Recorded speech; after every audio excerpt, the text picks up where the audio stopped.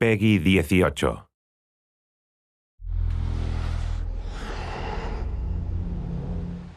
Hi, my name is Ashraf Ismail, Game Director of Assassin's Creed 4 Black Flag, and I'm very proud to be showing off the Caribbean open world.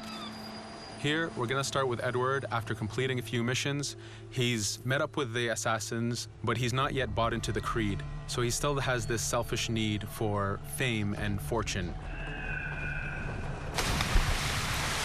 Edward is one of the most unique characters we've created for the Assassin's Creed universe. He is a man who is still trying to figure out who he is in life and what he wants to get out of it. At this point in the story, he still wants that fame, so one way to get it is to complete these assassination contracts. This is a way to make money and to gain a bit of notoriety. So here we go. We have 2 targets to take out, 2 Templar brothers. So we're going to accept the contract, and the world map is going to show us where this contract takes place. So we see here that the contract is actually very close to us. It starts in the village we're in, but as we zoom out, we want to show you the world that we have. Many locations, over 50 locations, centered by Cuba, the Bahamas, and Florida up north. This is a massive world. There's a lot to find and do in this Caribbean Sea. But now we'll get back to the Fisherman Village and go after our targets. The Fisherman Village, it's one type of location in this world. It's really here as a convenience to the player. This is where you can start missions, where you can shop to upgrade Edward and the Jackdaw itself. It's really about the mood and the ambiance of the Caribbean Sea. In the distance, we have a tavern that we're approaching. Taverns are places where you can hire crew, play mini games, drink if you wish. But for now, we're going to focus on the targets and take them out.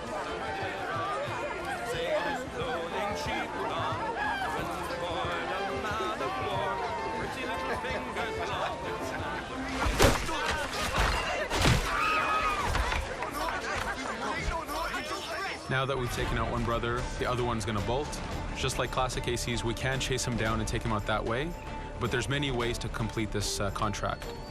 We can use the new free aim system to shoot him this way, to eliminate him that way. We can jump onto the ship and take him out with his crew, but instead we're going to let him escape into the sea and follow him with the Jackdaw. This is your ship. This is the second main character of the game. You're going to have to customize and upgrade the ship as you go on this journey with Edward.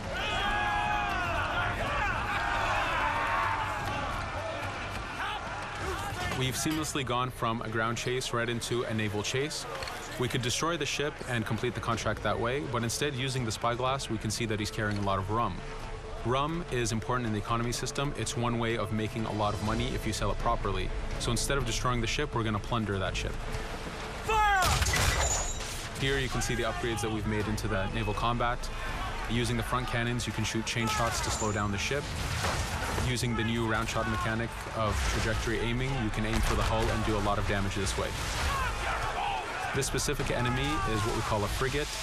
Frigates are the type of ships that you need to destroy as fast as you can, because the longer the fight lasts, the more damage they're capable of doing.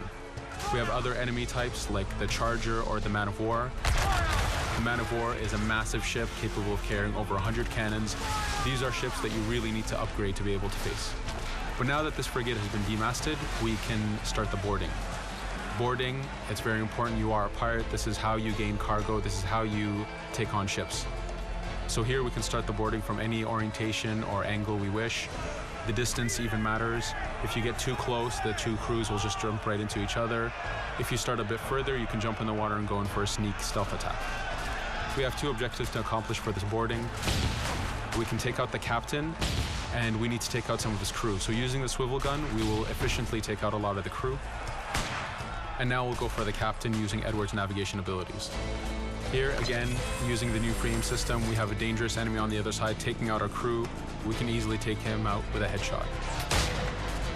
So what we see here is that 2 ships have come together to create this 3D environment where, using your assassin abilities to navigate, to be stealthy, you can take the advantage and get the kill by surprise.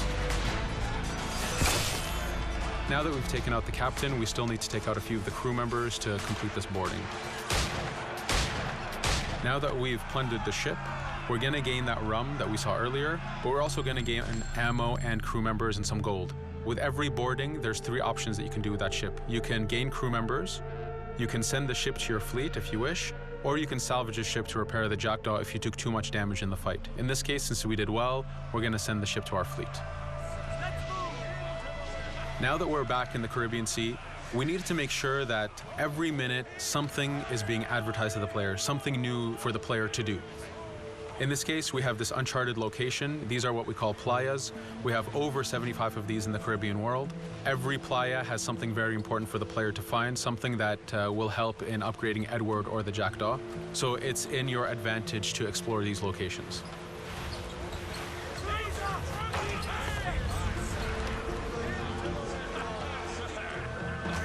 Again, for us, seamlessness is very important.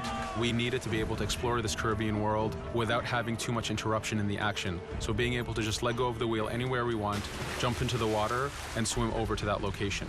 This is very important for the mood and the immersiveness of this Caribbean open world. Here, as we get on the playa, in the distance we can see that there's a faction battle, but closer to us we can see that there's this poor drunken sailor who's passed away. But being a pirate, of course, we're going to loot his body and see what he has for us.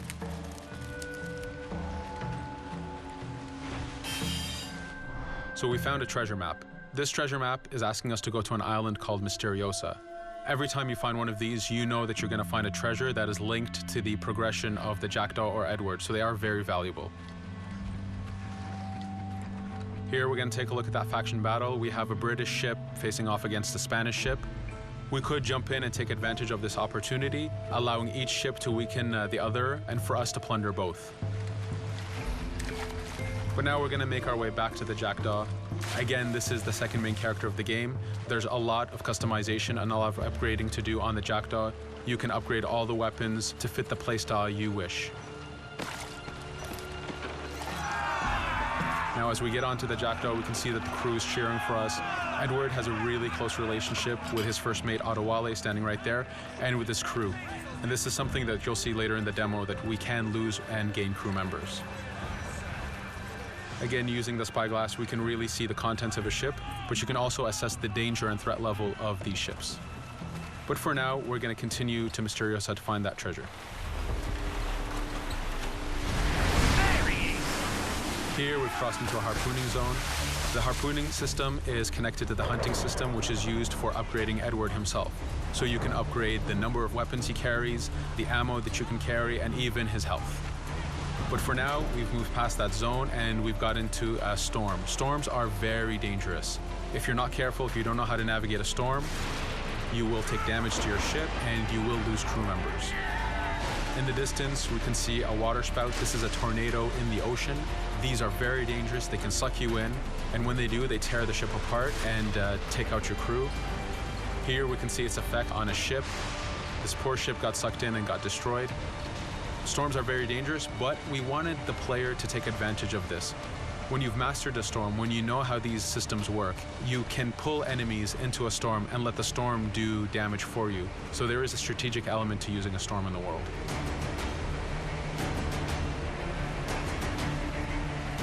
Here we can see that the storm is dying down a bit, but there's still this torrential downpour. It was very important for us to get the real mood of and atmosphere of the Caribbean in the weather cycles and in the daytime cycles.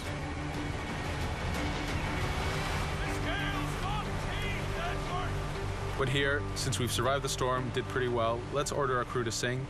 Sea shanties are a part of this game. It's a collectible that you can find in the world. So the more you find, the bigger playlist you have for your crew. But for now, we've made it to Misteriosa. So again, we're going to seamlessly get off our ship and explore this location. Misteriosa is a Mayan ruin. Mayan ruins are heavy with stealth and navigation capacities. There's a lot of treasures and hidden discoveries to be found in these locations.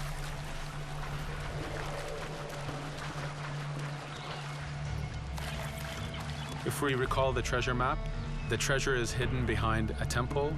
So just by quickly looking around, we can see that temple looks about right. So that's our objective. We'll head there. As we go this way, we can see there's a lot of guards on the beach.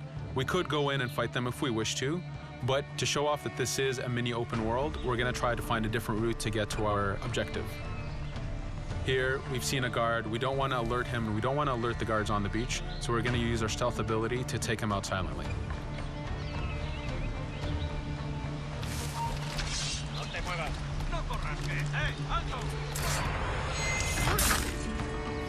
With AC3, we were able to push the navigation in the frontier, which means using natural environments like trees and rocks and so on.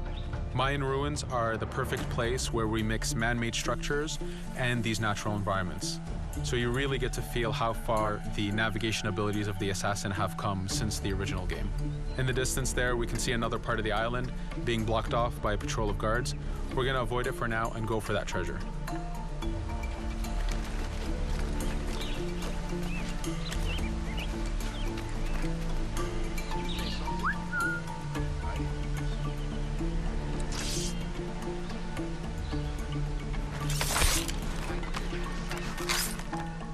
It's important for us to be able to give the players new tools, specifically for stealth. In this case, we have the blowpipe.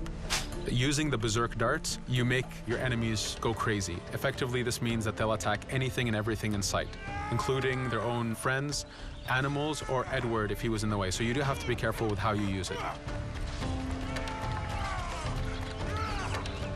But now that we've caused a distraction, if we happen to fall down there, at least there's already a bit of damage done for us. But using our navigation skills, we're able to get past that area without any trouble. There in the distance, you can see the jackdaw placed exactly where you left it when you got onto this location. It's really important for us to show the beauty of this Caribbean world. The Caribbean has some amazing vistas, and we pushed ourselves to replicate this in the game.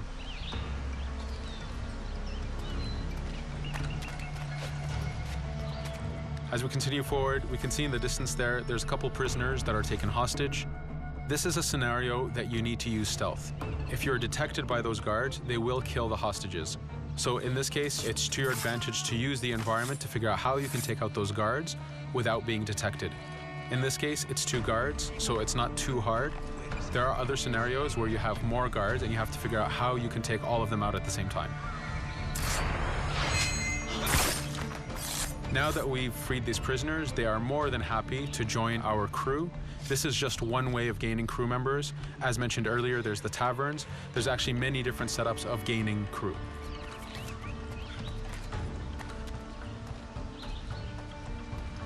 Here, we're going to go back to the treasure map. We can see that the treasure is actually behind the temple near a fountain. So if we just look around, we can see that it's around here.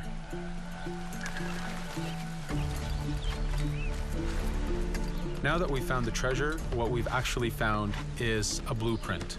Blueprints are incredibly valuable for the upgrading of the jackdaw. This is how you can upgrade the biggest and most devastating upgrades of the ship. So here we're approaching a reach high point. Just like classic ACs, synchronizing with a reach high point reveals the contents of a location and the map itself. But as an added feature, because this game world is so huge, there are many different locations, this also becomes a fast travel point. So now you can, by synchronizing, now you can come back here anytime you wish to collect those treasures that we passed up a bit earlier. Here we've reached the end of the demo. This was a tease of the open world that we have. We're very excited to be able to show off this game and to let you play it very soon. Thank you for joining us.